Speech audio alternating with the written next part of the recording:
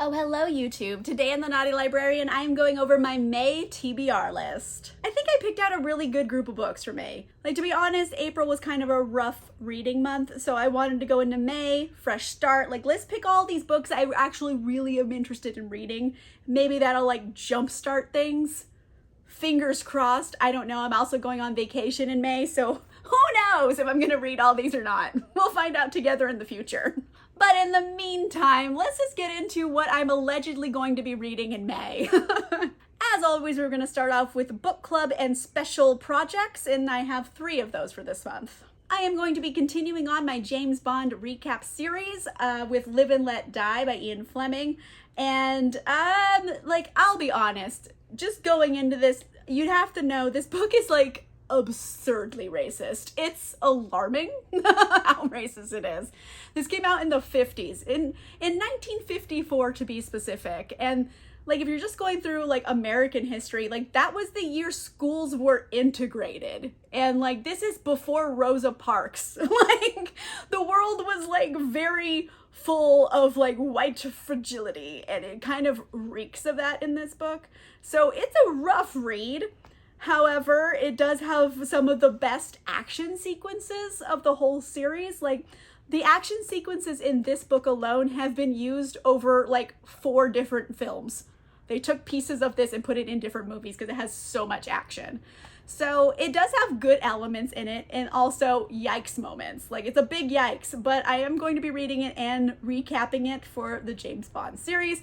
But just go in knowing, yikes, this is a rough one to get through. But I'm gonna do it. It's gonna be good.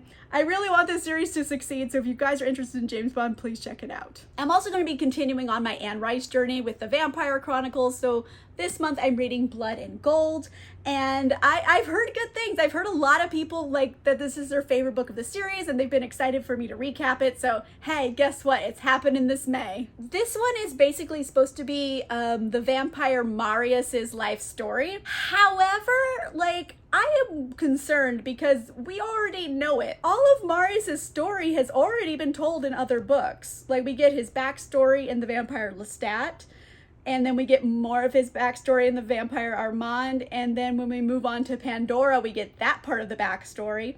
And then his most recent history was gone over in Queen of the Damned. So like, what else are we going to learn in this? I don't know. So I am a little concerned that I'm just going to be rereading a bunch of stuff I had already read before because it's well-trodden material.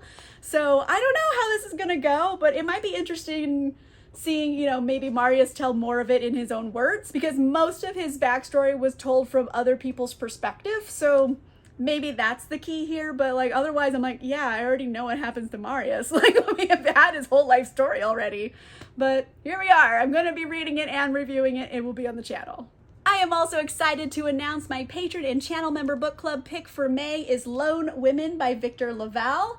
I am really excited to read this with all of you. It is a horror novel, and like, I always love horror novels. I just don't read them very often, which is so weird because I love them. And to top things off, it's also a Western, which I also love. I love horror stories and I love Westerns, and I don't read nearly enough of them, and this one is combining them.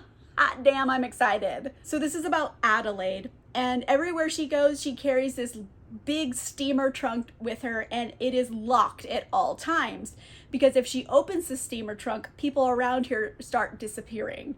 So there is a big dark secret in this steamer trunk. What is it? Is it a demon? Is it a monster? Is it a ghost? I don't know. It's something in the steamer trunk, but it's bad news.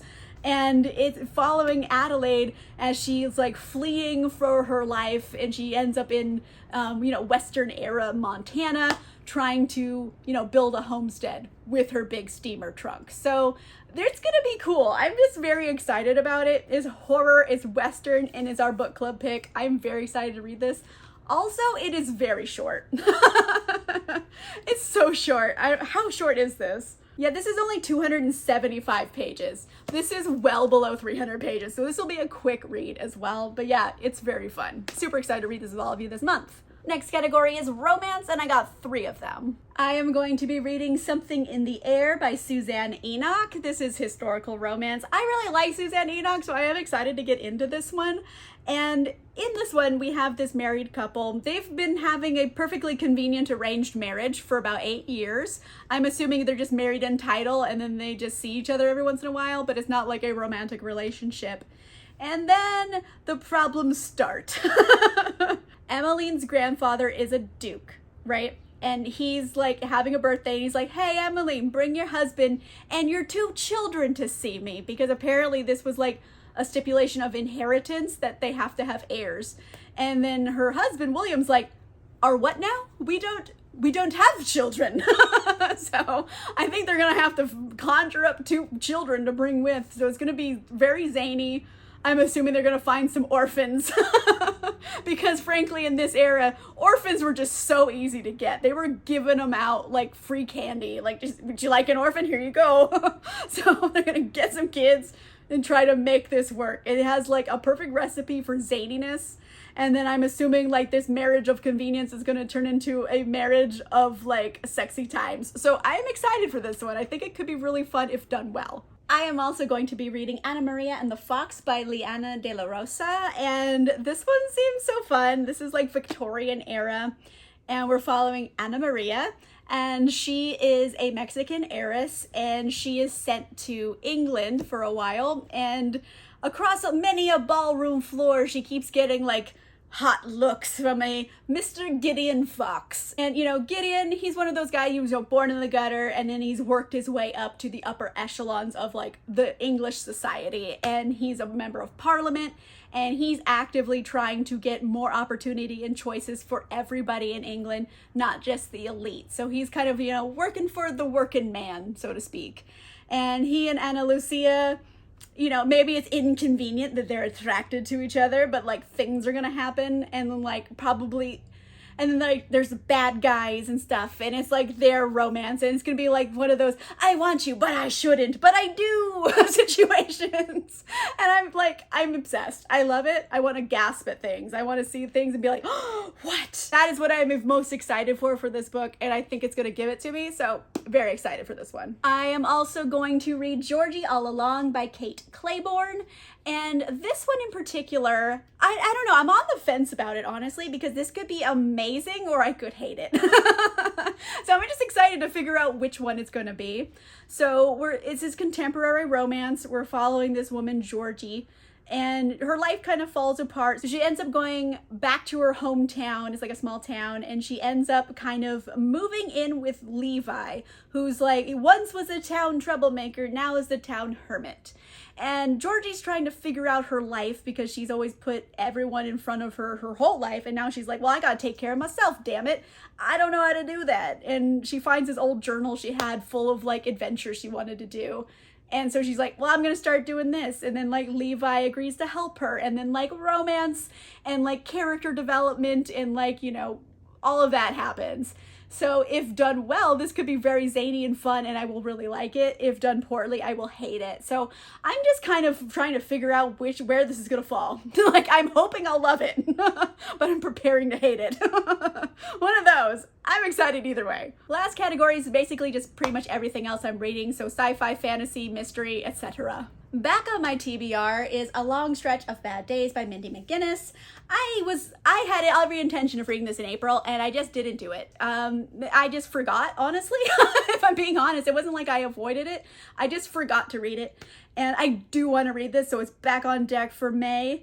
And this one is kind of murder mystery. We're following these 2 girls. They have like this, true crime podcast thing, and they are researching the long stretch of bad days in this town where basically they got hit by a tornado, a flood, and an unsolved murder all in the course of a few days.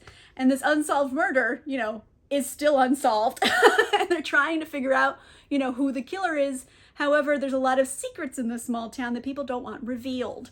And then like mystery, spooky danger happens. And like, I'm into it. Mindy McGinnis writes some really good stuff. I do recommend checking trigger warnings I haven't checked them for this book, so I'm not sure on this one, but I know her other works.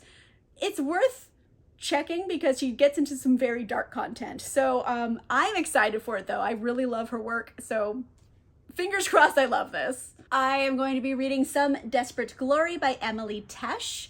And I've heard good things about this. This is definitely like a space opera. And like, honestly, like, I don't know, I haven't read this yet, but like, it's giving me like a little bit of like Starship Troopers vibes.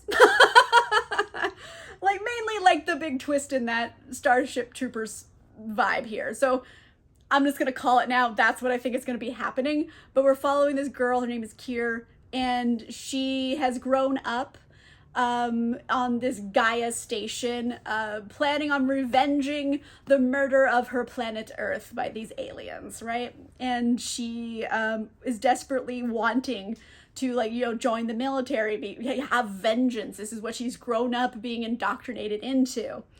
And they, you know, they get her, they like conscript her brother, sending him out like on basically a suicide mission. And she's like, no, that can't happen. I'll do it. I'll go join the military. And they're like, no, no, no, no. You're a woman. You have a womb. You got to go make babies instead. And she's like, squeeze me. So yikes, there's a lot of problems in this world. It's very dystopian, right? So the Starship Troopers angle I was getting at in this is that, you know, they're finding out secrets about the world that kind of like flip it on its head. So in Starship Troopers, I'm sorry I'm spoiling it, but it's been out for over 20 years at this point. Like, it's on you if you haven't seen it. But, you know, the aliens aren't actually the bad guys. It's humans going and attacking them. So I'm thinking it's going to be one of those situations where it's actually humans have destroyed the Earth, but they blamed it on the aliens type of situation. I don't know if that's a big twist here, but I'm calling it in advance. So I'm excited. I think it might be fun to read. It's giving me like YA to new adults, and it was sent to me by the publisher, so I don't know. I'm excited to read it. Let's go. Last up, I have Chaos and Flame by Tessa Gratton and Justina Ireland. And this was also sent to me by the publisher, and frankly, all you had to say was Justina Ireland was the author, and I wanted to buy it immediately. She's one of my auto-buy authors, so I was like, yes, give this to me now. And mind you, this is like my ARC version, so it doesn't have a lot to say about the plot on here, but it's basically an orphan set on revenge for the murder of her family, and a war prince who despises battle. In a land trapped in endless violence, their only option is to embrace the chaos and ignite the flame together.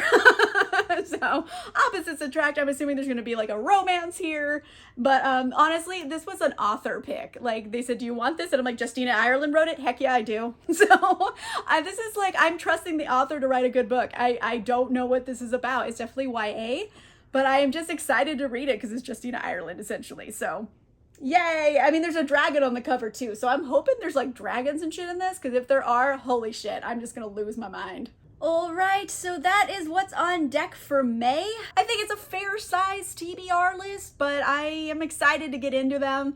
I'm thinking I'm going to cut myself some slack because I've been having a lot of reading slumps lately.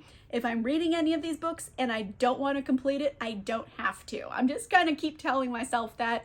So I'm just reading things I like, and I think it will help me with my reading momentum. Let me know in the comments down below. I don't know, what genre are you super vibing with right now? It's like getting warm, it's getting springy. Like, what are you vibing with? Let me know in the comments down below. If you like this video, make sure you give it a like. And if you want to see more videos, make sure you subscribe. And if you want cool exclusive content, including a book club and early access to videos, you can consider becoming a channel member or a patron. Links for that are in the description down below. And on that note, I will see you guys soon. Goodbye.